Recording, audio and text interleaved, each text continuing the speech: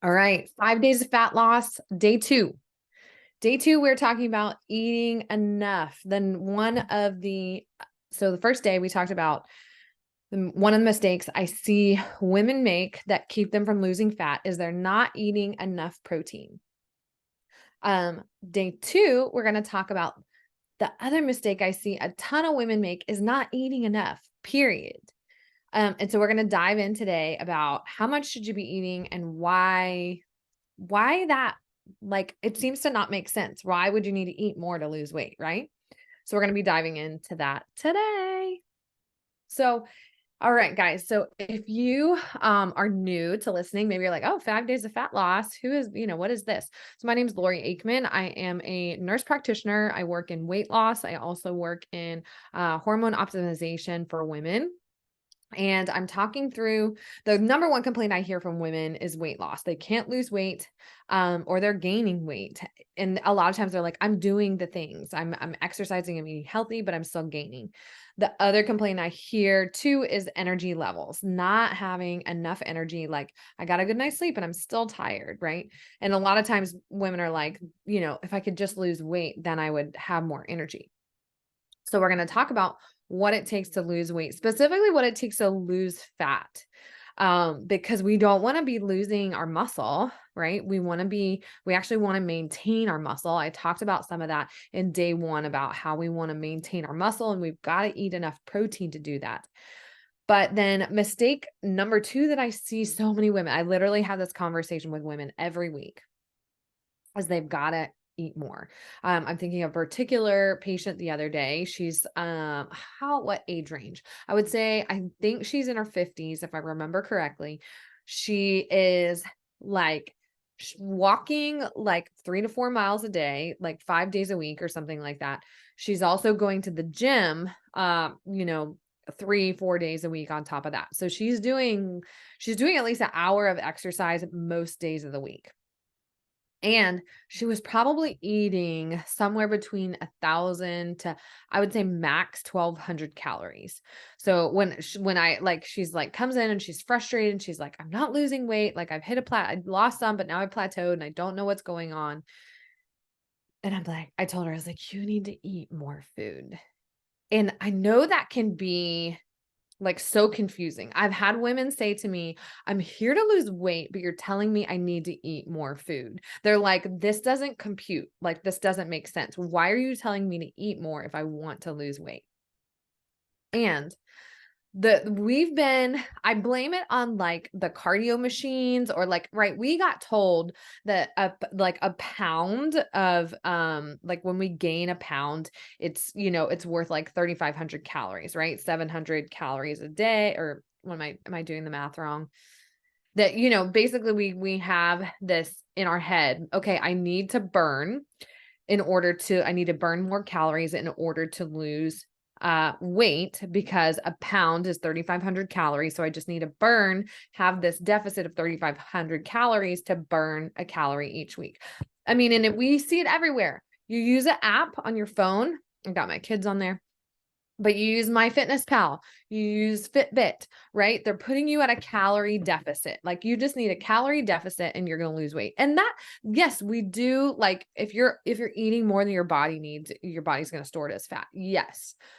But what I find a lot of women are doing are putting themselves at such a calorie deficit that they're not losing weight because their body is like starving, right? So when you need to eat, part of why we can't lose weight is because our metabolism is screwed up. And when I say metabolism, it's not just burning fat, like our ability to burn fat. Our metabolism is really how our cells function. So that's part of, like, yes, as we're getting older, like our body is aging and our cells don't work as well, and we can gain weight more easily. This happens at different, times in our life when our hormones shift too, right? It can be worse at perimenopause and menopause for those of you that are, in your 40s, 50s. I'm getting on a tangent. I get all fired up, but okay. So I was going back to the app. Okay. Or you go on a cardio machine at the gym, you go on the elliptical. or you do spin class and you have your Fitbit or your Garmin or whatever, and their watch tells you you burned X amount of calories, right? And so you're like, I just need to exercise more to get to that calorie deficit in order to lose.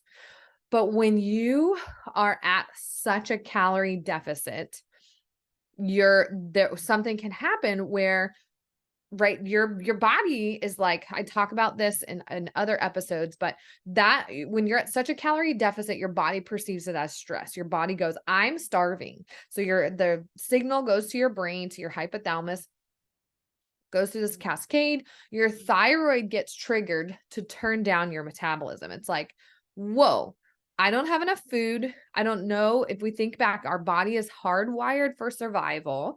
So if we aren't eating enough food, our body thinks we're starving.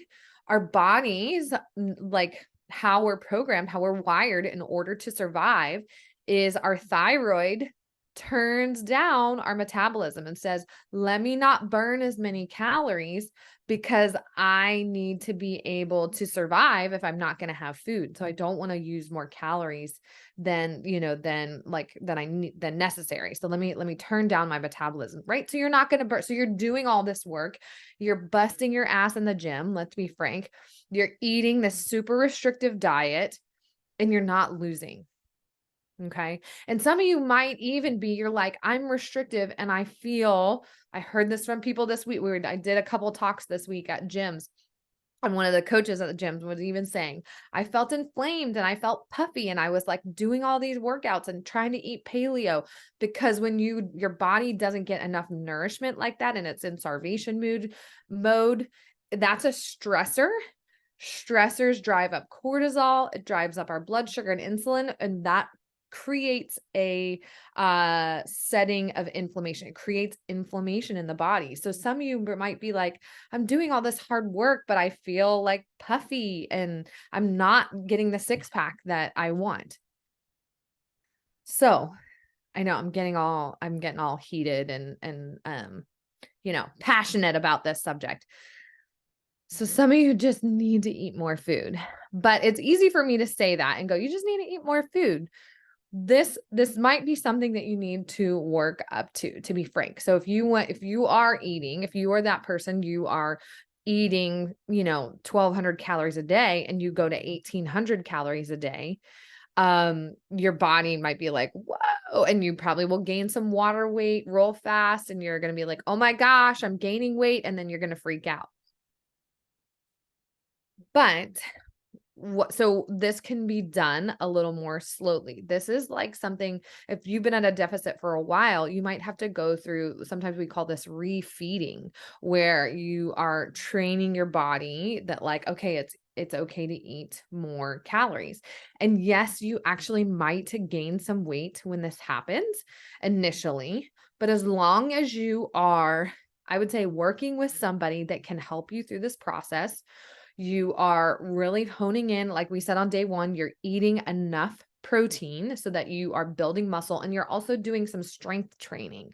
I think I'm going to talk about, I can't remember. I think I'm going to talk about that on another day, but I see a lot of women that are doing, like, because the cardio machine tells them they're going to lose a lot of fat, they're going to burn a lot of calories. They're doing all this cardio, but you need to be doing, especially women should be doing at least 50% weight training. And I don't mean like high intensity weight training. I mean, literally like doing squats, doing lunges with a heavy weight that is requiring your muscles to get stronger. Okay. All right. I feel like I'm all over the place today. So you guys are seeing a little bit of my personality coming out today. But some of you, if you're struggling with fat loss, especially if you are working out, cutting your calories, eating a restrictive diet, and you're not losing the weight, you're not seeing the results that you want to see, some of you might just need to be eating more food. So I would, number one, start with increasing your protein. If you're not eating enough protein, remember I said yesterday, this looks like maybe 90 grams to like 110 grams, maybe. If you're a bigger person, like I have a client, she's 6 feet tall, so she needs more, like she's just got a bigger frame.